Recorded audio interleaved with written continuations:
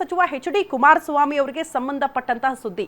ಕಾರಣ ಎಚ್.ಡಿ. ಕುಮಾರಸ್ವಾಮಿ ಅವರು once again ರಾಜ್ಯ ರಾಜಕೀಯಕ್ಕೆ ಮತ್ತೆ ವಾಪಸ್ ಆಗ್ತಾರಾ ಅನ್ನೋದು ಪ್ರಶ್ನೆ ಆಗ್ತಾ ಇದೆ. ಕಾರಣ ಮುಂಬರುವಂತಹ ವಿಧಾನಸಭೆ ಚುನಾವಣೆಯಲ್ಲಿ ಅತಿ ಹೆಚ್ಚಿನ ಸೀಟ್ಗಳನ್ನ ಗೆಲ್ಲೋ ಮೂಲಕ ಕಿಂಗ್ ಮೇಕರ್ ಆಗ್ತಾರಾ ಎಚ್.ಡಿ. ಕುಮಾರಸ್ವಾಮಿ ಅನ್ನೋದು ಪ್ರಶ್ನೆ.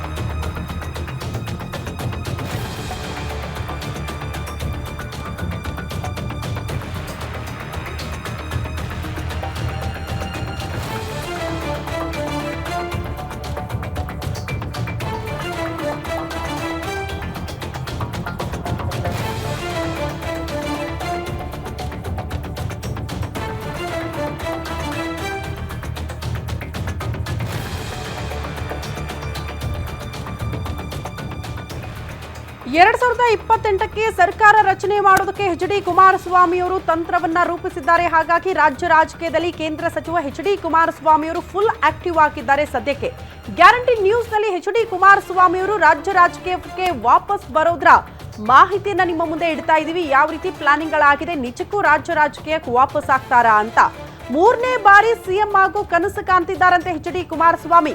ಕುಸಿದು ಹೋಗಿರೋ ಜೆಡಿಎಸ್ಗೆ ಬಲ ತುಂಬೋದಕ್ಕೆ ರಾಜ್ಯ ರಾಜಕೀಯಕ್ಕೆ ಮತ್ತೆ ವಾಪಸ್ ಬರುವಂತ ಮನಸ್ಸು ಮಾಡ್ತಿದ್ದಾರೆ ಅಂತ. ಬಿಜೆಪಿ ಜೊತೆಗೆ ಮೈತ್ರಿ ಮುಂದಿನ ಎಲೆಕ್ಷನ್ ಅಲ್ಲೂ ಕೂಡ ಅದು ಮುಂದುವರಿಯುತ್ತೆ.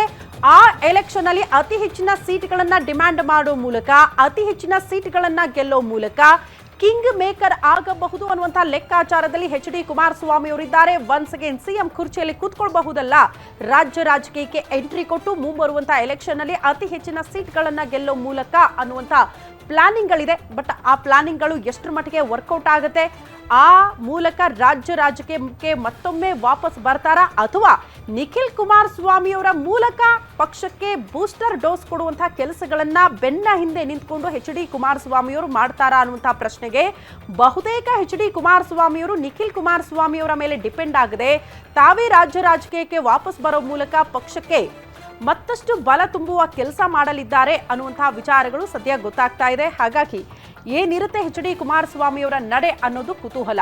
ಈ ಬಗ್ಗೆ ಮತ್ತಷ್ಟು ಡೀಟೇಲ್ಸ್ ಅನ್ನ ಪಡ್ಕೊಳ್ಳೋಣ. ನಮ್ಮ ಪ್ರತಿನಿಧಿ ದುರ್ಗೇಶ್ ನೇರ ಸಂಪರ್ಕದಲ್ಲಿ ಜಾಯಿನ್ ಆಗ್ತಿದ್ದಾರೆ. ದುರ್ಗೇಶ್, ರಾಷ್ಟ್ರ ರಾಜಕೀಯದಿಂದ ವಾಪಸ್ ರಾಜ್ಯ ರಾಜಕೀಯಕ್ಕೆ ಎಚ್.ಡಿ. ಕುಮಾರಸ್ವಾಮಿ ಬರೋದ್ರ ಹಿಂದಿನ ಲೆಕ್ಕಾಚಾರಗಳು ಏನು? ಮುಂಬರುವಂತಹ ಎಲೆಕ್ಷನ್ ಅಲ್ಲಿ ಅತಿ ಹೆಚ್ಚಿನ ಸೀಟ್ಗಳನ್ನ ಗೆಲ್ಲೋ ಮೂಲಕ ಕಿಂಗ್ ಮೇಕರ್ ಆಗಬಹುದು ಅನ್ನುವಂತ ತಂತ್ರಗಾರಿಕೆನ ಹೇಗೆ? ಎಸ್ ಶ್ರುತಿ, ರಾಜ್ಯ ರಾಜಕೀಯಕ್ಕೆ ಕುಮಾರಸ್ವಾಮಿ ಅವರು ವಾಪಸ್ ಆಗ್ತಾರೆ ಅನ್ನುವಂತ ಪ್ರಶ್ನೆ ಮೂಡ್ತಿರುವಂತದ್ದು. ನಿನ್ನೆಯಷ್ಟೇ ಸುದ್ದಿಗೋಷ್ಠಿಯನ್ನು ನಡೆಸಿ ಎಚ್.ಡಿ. ಕುಮಾರಸ್ವಾಮಿ ಅವರು 2028ಕ್ಕೆ ಜೆಡಿಎಸ್ ಸರ್ಕಾರ ಬರುತ್ತೆ ಅನ್ನುವಂತ ಒಂದು ಸ್ಪಷ್ಟ ವಿಶ್ವಾಸವನ್ನ ರಾಜ್ಯದ ಜನರಿಗೆ ಮತ್ತು ಜೆಡಿಎಸ್ ಕಾರ್ಯಕರ್ತರಿಗೆ ನೀಡಿರುವಂತದ್ದು. ಜೊತೆಗೆ ಯಾವಾಗ ಸಂಸದ ಸ್ಥಾನದಿಂದ ಅವರು ಆಯ್ಕೆ ಆಗ್ತಾರೆ, ಅದಾದ ಬಳಿಕ ಸಾಕಷ್ಟು ಜೆಡಿಎಸ್ ಪಕ್ಷ ರಾಜ್ಯದಲ್ಲಿ ಕುಸಿತ ಕಂಡಿದೆ ಅನ್ನುವಂತ ಮಾತುಗಳು ಕೇಳಿ ಬರ್ತಾ ಇತ್ತು.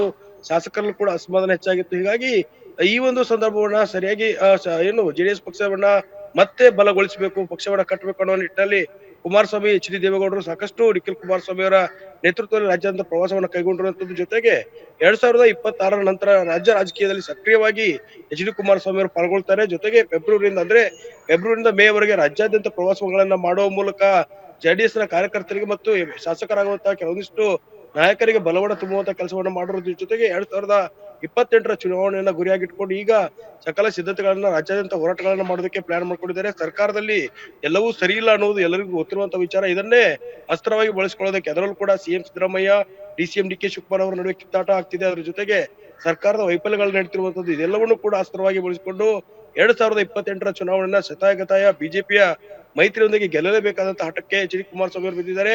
ಒಂದು ವೇಳೆ 2028ರ ಚುನಾವಣೆಯನ್ನ ಗೆದ್ದಿದ್ದೇ ಆದ್ರೆ 2028ಕ್ಕೆ ಎಚ್.ಡಿ. ಕುಮಾರಸ್ವಾಮಿ ಅವರು 3ನೇ ಬಾರಿಯ ಮುಖ್ಯಮಂತ್ರಿಯಾಗಿ ಆಯ್ಕೆ ಆಗಿರೋದು ಖಚಿತ ಅನ್ನುವಂತ ಮಾತುಗಳು ಕೂಡ ಕೇಳಿ ಬರ್ತಾ ಇದೆ. ಬಿಜೆಪಿಯಿಂದಲೂ ಕೂಡ ಇದಕ್ಕೆ ಸಹಮತ ಇದೆ ಅನ್ನುವಂತ ಮಾತುಗಳು ಕೂಡ ಈಗಾಗಲೇ ಹೈಕಮಾಂಡ್ ಮಟ್ಟದಲ್ಲಿ ಕೇಳಿ ಬರ್ತಿರೋದ್ರಿಂದ ಕುಮಾರಸ್ವಾಮಿ 3ನೇ ಬಾರಿ ಸಿಎಂ ಆಗಬೇಕು ಅನ್ನೋ ನಿಟ್ಟಿನಲ್ಲಿ ರಾಜ್ಯ ರಾಜಕೀಯಕ್ಕೆ ರೀ ಎಂಟ್ರಿ ಕೊಡ್ತಿದ್ದಾರೆ. ಇದು ಯಾವ ರೀತಿ ಬದಲಾವಣೆಗಳನ್ನ ತಂದಿರುತ್ತೆ, ಅದ್ರ ಜೊತೆಗೆ 2028ರ ಚುನಾವಣೆಗೆ ಎಷ್ಟು ಕ್ಷೇತ್ರಗಳಲ್ಲಿ ಜೆಡಿಎಸ್ ಸ್ಪರ್ಧೆ ಮಾಡುತ್ತೆ, ಎಷ್ಟು ಸ್ಥಾನಗಳನ್ನ ಗೆಲ್ಲುತ್ತೆ ಅನ್ನೋದು ಕೂಡ ಬಹಳ ಕುತೂಹಲ ಮೂಡಿಸ್ತುವಂತ. ಯಾಕಂದ್ರೆ ಈಗಿನಿಂದಲೇ ಪಕ್ಷವನ್ನ ಸಂಘಟನೆ ಮಾಡಿದ್ರೆ 2028ರ ಚುನಾವಣೆಗೆ ಕೆಲವೊಂದು ಸೀಟ್ಗಳನ್ನ ಗೆಲ್ಲಬಹುದು ಅನ್ನೋ ಲೆಕ್ಕಾಚಾರದಲ್ಲಿದ್ದಾರೆ ಕುಮಾರಸ್ವಾಮಿ.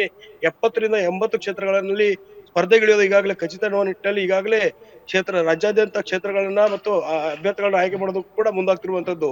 ಇತ್ತ ಬಿಜೆಪಿಗೆ ಮೈತ್ರಿಯೊಂದಿಗೆ ಬಿಜೆಪಿ ಕೂಡ ತನ್ನದೇ ಆದಂತ ಸ್ಟ್ರಾಟಜಿಗಳ ಮೂಲಕ ಗೆಲುವಿನ ಲೆಕ್ಕಾಚಾರದಲ್ಲಿದೆ. ಹೀಗಾಗಿ 2028ಕ್ಕೆ ಕಾಂಗ್ರೆಸ್ ಸರ್ಕಾರವನ್ನು ತಲೆಗೊಳಿಸಿ ಬಿಜೆಪಿ ಮತ್ತು ಜೆಡಿಎಸ್ ಮೈತ್ರಿಯ ಸರ್ಕಾರ ಅಧಿಕಾರಕ್ಕೆ ಬರಬೇಕು ಅನ್ನೋ ನಿಟ್ಟಿನಲ್ಲಿ ಈಗಾಗಲೇ ಎಲ್ಲ ತಂತ್ರಗಳನ್ನ ಎಚ್.ಡಿ. ಕುಮಾರಸ್ವಾಮಿ ಅವರು ಹೂಡುತ್ತಿರುವಂತದ್ದು. ಹೀಗಾಗಿ 2026ರ ಬಳಿಕ ರಾಜ್ಯದಲ್ಲಿ ಸಕ್ರಿಯವಾಗಿ ಎಚ್.ಡಿ. ಕುಮಾರಸ್ವಾಮಿ ಅವರು ಪಾಲ್ಗೊಳ್ತಾರೆ. ಅದರ ಜೊತೆಗೆ ರಾಜ್ಯ ರಾಜಕಾರಣದಲ್ಲಿ ಜೆಡಿಎಸ್ ನ ಒಂದಿಷ್ಟು ಬಲವನ್ನ ಹೆಚ್ಚೋದ್ರ ಜೊತೆಗೆ 2028ಕ್ಕೆ ತಮ್ಮದೇ ಆದಂತಹ ಬಲದ ಮೇಲೆ ಸಿಎಂ ಆಗುವಂತ ಕನಸನ್ನ ಕಾಣ್ತಿರುವಂತದ್ದು ಶ್ರುತಿ.